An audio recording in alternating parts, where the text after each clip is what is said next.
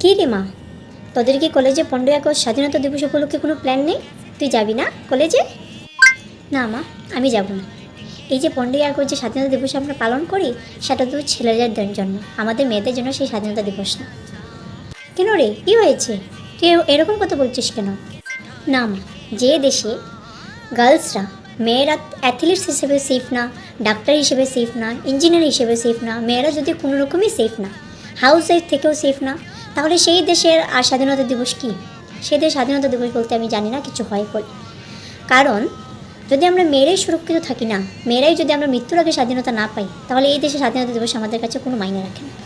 রাত্রে বলতেই আমাদের কাছে অসুরক্ষিত, এরকম কথা কেন ঘটবে?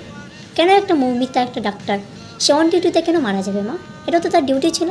মানুষকে এখন ডিউটি করলে কি মারা খাবে? এটা কোন ধরনের নিয়ম? না না, তুমি বলো না, এই দেশে মেয়েরা কোথায় সেফ?